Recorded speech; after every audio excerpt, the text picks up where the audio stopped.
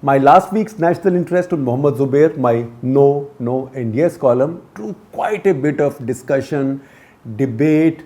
It's still being debated. People have written about it elsewhere, some in defense, a lot in criticism. Somebody has written also a rebuttal to me, to my column on the print, which we have published.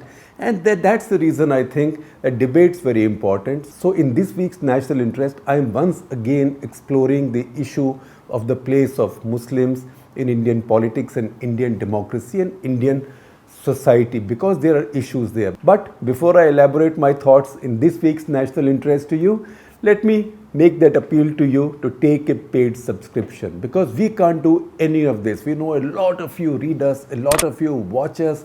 We get enormous amounts of response. We know that you like our journalism, but please pay for your journalism, because that will be your tribute, your contribution to not just to Indian journalism, but Indian democracy. Because the other way of doing it is to do mara mari, like so many of these warrior channels do, tu, meh, boom, bam. And then you get the numbers like that and some revenue comes your way. But that's not the way we like to do our journalism. We like to do it the serious, questioning, factual, unhyphenated way. So please do pay for it. Take a subscription if you haven't taken one already. And if you took one, then please renew it. Now, that said, let me come to this week's column. The national interest this week looks at a major debating point in today's politics.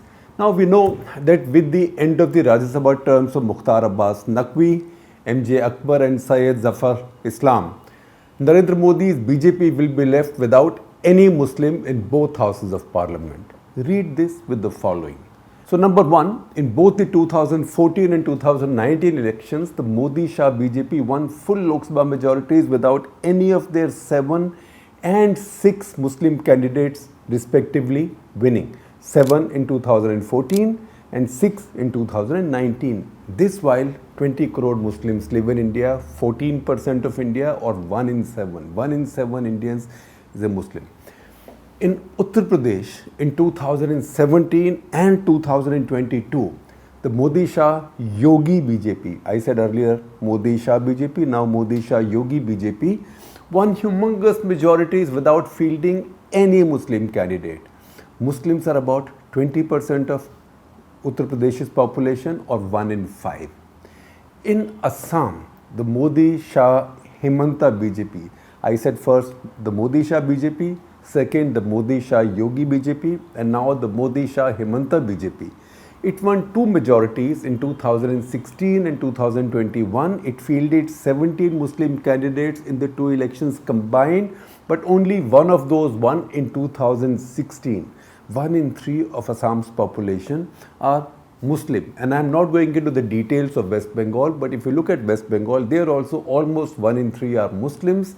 But BJP still became the second largest party, pushing aside the Congress and left decisively, and got nearly half of the parliament seats, 18 out of 42 in 2019, and also did quite well in the state assembly. Did not get power, but did quite well.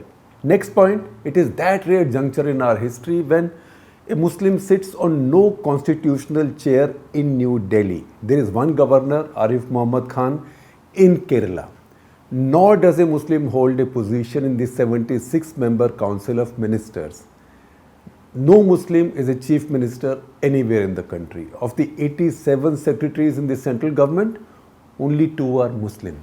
As I am saying this, I just also want to remind you that the BJP is yet to name its candidate for vice president. So by the time they name one, this situation might change. But as of now, this is the situation. Let's list the 3 stakeholders there who are affected by this. BJP is the first because it's the least affected by this exclusion of Muslims from the entire power and political structure. Ranking at number 2 are India's Muslims. And at 3, most hurt is Indian democracy. And I will explain to you how. The BJP, for example, could easily take the couldn't care less attitude and tell the Muslims, you do not vote for us, it's okay, it's a free country, enough of the others do. You no longer decide who rules India. Why do we say that? Because that's what BJP leaders often said in the pre-Modi era. I heard it for the first time from former BJP MP and now quite a prominent talking head, Balbir Punj. The day after Atal Bihari Vajpayee's NDA government was defeated by one solitary vote in April 1999, the Muslims, he said ruefully, have a veto on who rules India. Because the logic was that no party which has any expectation of getting the Muslim vote or which is campaigning for the Muslim vote would ever even join a coalition with the BJP. Now that situation has changed now with BJP getting a full majority. Now between Modi's mass appeal and Shah's electoral smarts, they have ended that. How we've discussed often, which is simply by targeting 50% of all Hindu vote, let Muslims etc. vote wherever they do. If 50% of the Hindus vote for us, we are through. So reunite with religion was what caste divided. Just because the BJP no longer needs Muslim votes, it doesn't mean they do not want them living safely and prospering here.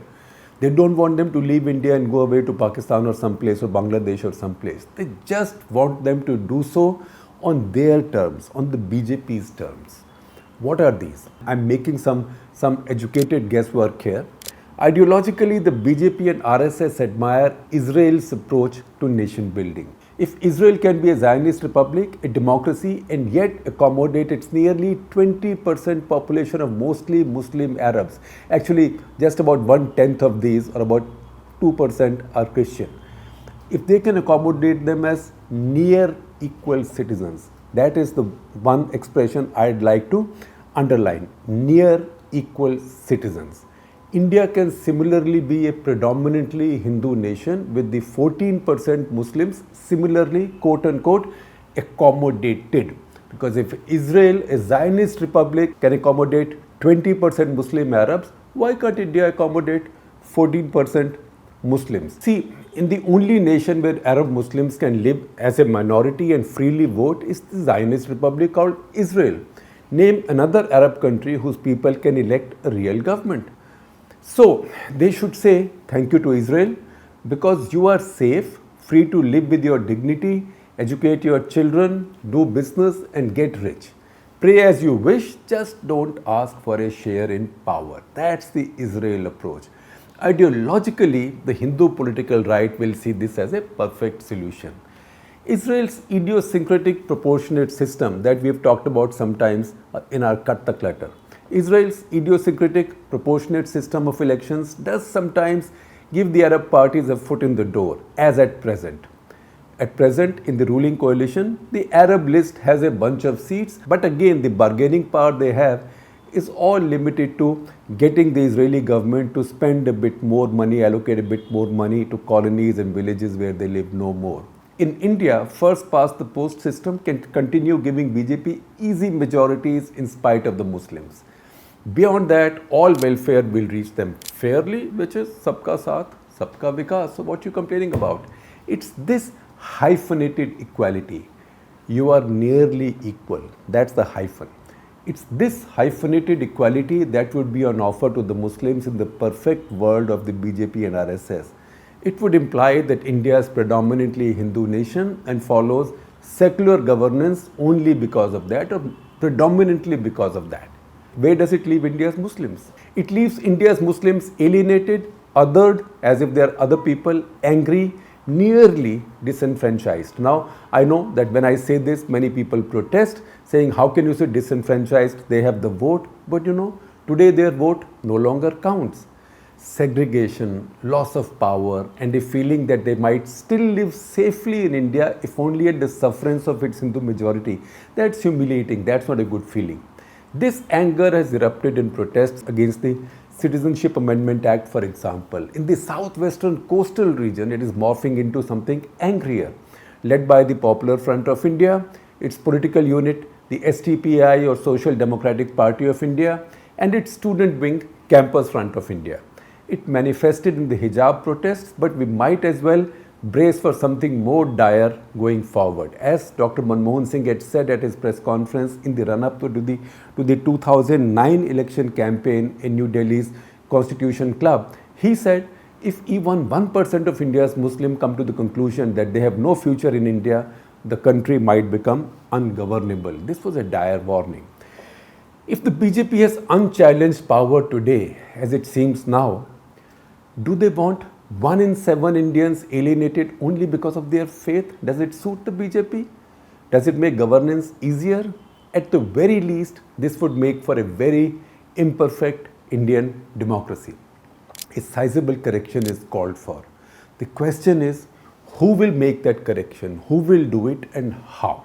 Let's look at the options. First, the hope or the so-called hope from international pressure. There was some excitement when the Gulf Arab states pushed back over Nupur Sharma. How sensitive Narendra Modi is to friendly Muslim countries, that showed in his immediate damage control. But no outside powers, no Washington, Riyadh, Abu Dhabi, Tehran, Brussels as EU's capital, or London have leverage over the Modi government except on rare episodic basis. Release so and so, don't do this, this was blasphemous, etc. etc.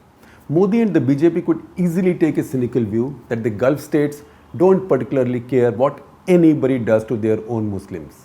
Look at China with Uyghurs, Russia with Chechens, as long as you understand the no-go areas, the Prophet and the Quran. See how barely a fortnight after the protests over Nupur Sharma, the ruler of UAE received Narendra Modi at the airport with a big hug and a smile, and then the I2U2 summit where UAE joined the US, India and Israel in unveiling a new strategic grouping. Therefore, the Modi-Shah BJP may not see the need for a big course correction. They are not so hassled by the current equation in national politics. There is no compulsion on them to make a change or a shift. Of course, we might be reminded of a childhood friend called Abbas as much as L.K. Advani would point to the Muslim driver of his Rath when asked if he was anti-Muslim. Now, if the BJP has no incentive to make corrections, who would make it do those corrections? It can't be done by outraging on social, domestic or foreign media. The courts won't do it today. Let's be realistic. You can't and must not try doing it by dragging young Muslims into protests that ruin lives and careers and their families. It can't also be done by articulate new Muslim leaders like Asaduddin Owaisi, who'd get applause but few Hindu votes. It won't happen even if some divine power banished our polarizing TV news channels. It's a political reality and it's a political challenge that only a pan-national political force can take on. Before we discuss how this could be done, we must list 3 prerequisites. What are these 3 prerequisites? Number 1, first, an acceptance that no shift is possible unless you convince the Hindus of India, the Hindu majority, that they need it, that it's important for them. Second, you can't begin the new secular age by blaming or mocking the Hindus or by normalizing Aurangzeb or even Ghazni. Third, dump the fallacy that we lived in the perfect secular world until 2014. Remember that when in 2005, Congress-led UPA set up the Sachar committee to examine the plight of the Muslims, India had been under the rule of the Congress or coalitions backed by the Congress for 49 years out of 58 since independence. The committee gave a report so damning, UPA itself buried it. UPA did nothing. Now, to comfort Muslims, Congress repealed POTA, that is Prevention of Terrorism Act. This was also a demand of the prospective allies of UPA. But Congress instead, in place of POTA, produced UAPA with its amendments. It is so stringent that Muslim victims might be nostalgic for POTA now. Once we accept that India didn't leave a perfect world behind in 2014, that just the inclusion of the word secular in the preamble of the Constitution by an illegitimate emergency parliament in its 6th year with opposition in jails did not cast Hindu-Muslim unity or secularism on a rock face. We can think of the future, because before you start treating yourself of a disease, you first have to accept the diagnosis. The BJP's ideological rivals or prospective rivals must first accept that their missteps, hypocrisy and cynicism allowed the BJP to ride polarization to successive majorities. Only when you embrace all of these 3 realities can a new political challenge be designed. How can it be done? Who can do it? What indications are given to us? What directions are shown to us by our constitution, our culture, our politics, our history? That will show us some way forward, which I will discuss in next week's National Interest.